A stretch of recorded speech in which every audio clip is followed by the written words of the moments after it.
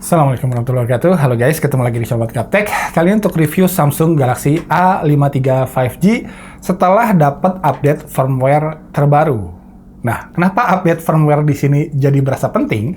Karena HP ini tuh pakai chipset Exynos yang kalau menurut pengalaman saya pribadi seringkali butuh optimalisasi lebih lanjut, terutama kalau mau dipakai main gaming. Oke? Nah, di sini juga sama. Dulu pas belum dapat update sama sekali, main Mobile Legends di Galaxy A53 5G saya ini tuh nge-lag setelah main 2 game dan seterusnya. Game pertama sih lancar.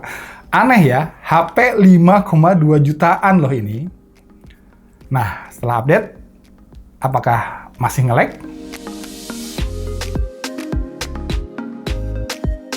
Oke, seperti biasa, disclaimer dulu, Galaxy A53 5G ini saya beli sendiri pakai uang pribadi, dan video ini nggak dibayar ataupun di-endorse oleh pihak manapun. Sedih amat sih. Oke, di sini saya cuma mau share pengalaman saya aja, mudah-mudahan ada manfaatnya buat kalian. Oke, so, bukan Samsung namanya, kalau nemu masalah di HP-nya terus nggak dibenerin, walaupun dibenerinnya tuh butuh waktu agak lama, beberapa bulan lah. Karena setelah update terbaru, performa gaming secara overall di Galaxy A53 5G ini memang membaik lah. Setelah update, main Mobile Legends sampai berjam-jam, sekarang udah aman. Walaupun settingan maksimumnya masih mentok di refresh rate high dan grafiknya juga high. Belum ada yang nyampe ultra settingannya. Buat main PUBG, kembali settingannya dipatok cuma di smooth high doang. Belum bisa smooth ultra, apalagi smooth extreme. Jadi ya, nge-lag sih enggak, hanya sapuan bidikan kita tuh jadi berasa kurang smooth aja gitu lah. Karena refresh rate-nya belum bisa nyampe ultra apalagi ekstrim. Jadi jelas, walau performa gamingnya membaik, buat kalian para gamers, di harga 5 jutaan, saya nggak merekomendasikan si Samsung Galaxy A52 5G ini karena dirasa belum bisa kasih pengalaman gaming yang maksimal. Kalau buat casual user, gimana? Sebenarnya udah oke sih.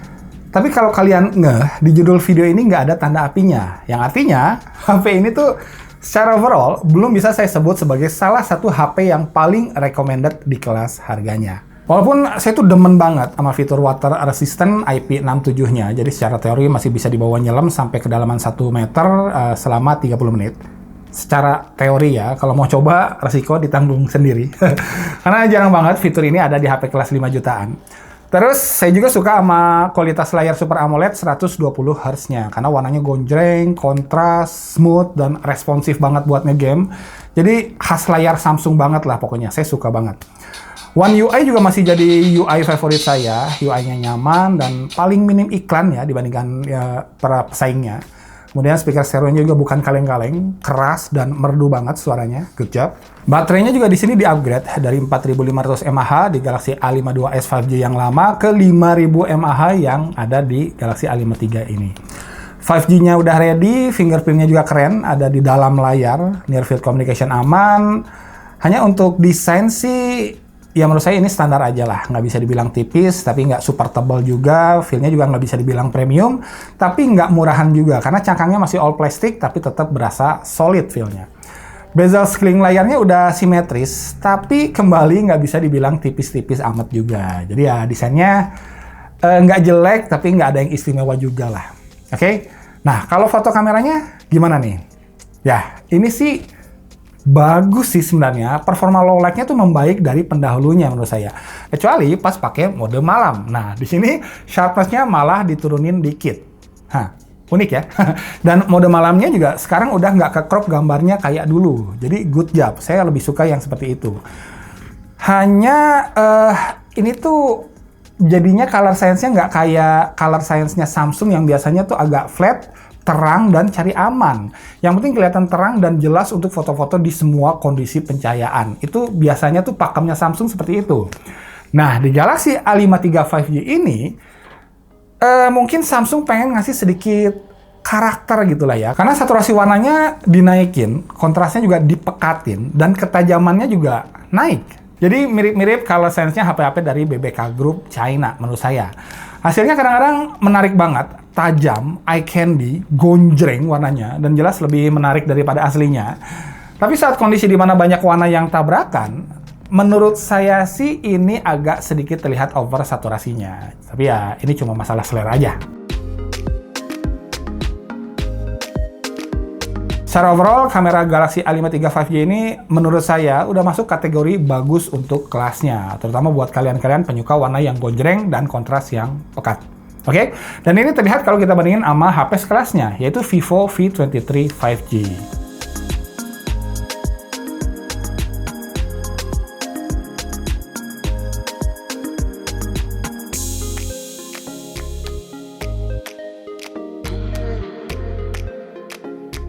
Nah, gimana kalau dibandingin sama HP dengan kamera terbaik di kelas harga 5 jutaan saat ini versi obat gaptek, yaitu Realme 9 Pro Plus. Nah, ternyata Galaxy A53 5G ini masih bisa bersaing loh. Ya, hanya mungkin color science-nya sedikit kalah matang.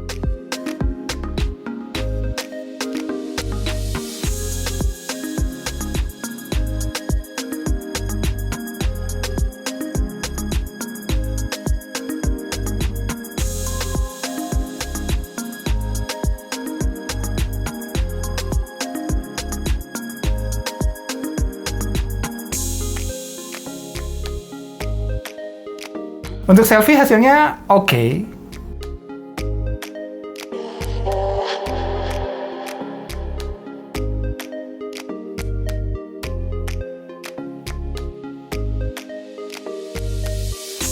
Dan yang bagus adalah kamera-kamera pendampingnya, karena rata-rata punya resolusi yang lebih tinggi dibandingkan para pesaing terberatnya.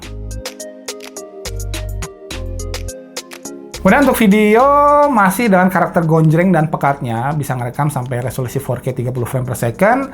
Hanya seperti biasa, rumusnya tuh kalau kamu pengen HP mid-range yang videonya stabil, jangan pilih yang punya fitur Optical Image Stabilization ya. Jadi kalian bisa pilih yang pakai EIS aja atau Electronic Image Stabilization. Dijamin bakal lebih stabil perekaman videonya. Oke guys, ini dia contoh perekaman video antara Samsung Galaxy A53 5G yang punya Optical Image Stabilization versus Realme GT Neo 3T. Nah, itulah pokoknya. Di resolusi 4K 30 frame per second ya. Nah, si Realme ini nggak punya Optical Image Stabilization guys. Si Samsung punya. Ya, Galaxy A53 ini bisa stabil juga sih, tapi resolusinya mentok di Full HD aja.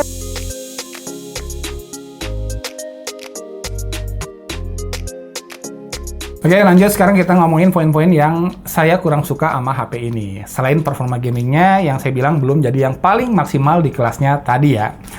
Poin keduanya adalah kita nggak dikasih charger dari paket penjualannya, cuma dikasih kabel datanya aja.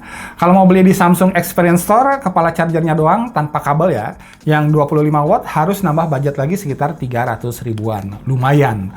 Kalau mau yang murah bisa beli yang nggak ori, kayak yang punya saya ini, cuma 100 ribuan aja. Tapi kalau HP-nya rusak karena chargernya nggak ori, resiko tanggung sendiri. Oke. Jadi ya beli Galaxy A53 ini Samsung nggak ngasih bonus charger, tapi ngasih bonus dilema.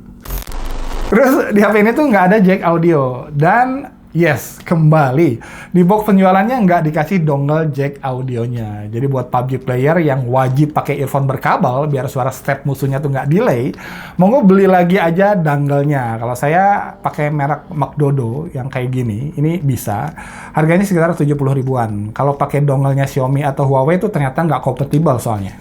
Dan kurang cocoknya yang terakhir, sayangnya SIM tray-nya di sini masih pakai sistem hybrid, jadi kurang fleksibel gitu lah. So, kesimpulannya, ya buat fansnya Samsung yang pengen HP all-rounder, Galaxy A53 5G ini sebenarnya masih bisa jadi pilihan yang cukup solid sih. Karena punya kamera dan layar yang gonjreng dan dipakai main game pun sebenarnya masih lumayan performanya setelah dapat update kemarin terutama.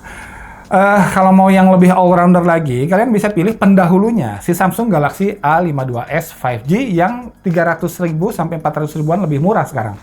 Plus, udah dikasih bonus charger. Karena hasil foto kameranya lebih cari aman dari ini, dan performa gamingnya lebih baik dari ini juga, walau baterainya sedikit lebih kecil sayangnya. Tapi, kalau kamu nggak fanatik ke brand tertentu, HP all-rounder terbaik setahu saya di kelas harga 5 jutaan, ya, setahu saya di sini catatannya saya kemarin habis istirahat, soul searching dulu, liburan panjang. Jadi banyak HP-HP terbaru yang kelewat dan belum saya review ya. Sekali lagi, setahu saya Secara overall, masih dipegang si Realme 9 Pro Plus yang all-rounder terbaik di 5 jutaan ya. Karena punya kamera yang sedikit lebih dewasa, color science-nya, juga punya performa dan kompatibilitas gaming yang signifikan lebih baik dari si Samsung Galaxy A53 5G ini. Sedangkan spesifik buat para gamers, ditunggu aja review Realme GT Neo 33 sama Poco F4-nya di channel ini ya. Kita cek nanti mana yang lebih baik. Oke, thanks for watching. Mudah-mudahan videonya bermanfaat. Nico Self. Assalamualaikum warahmatullahi wabarakatuh.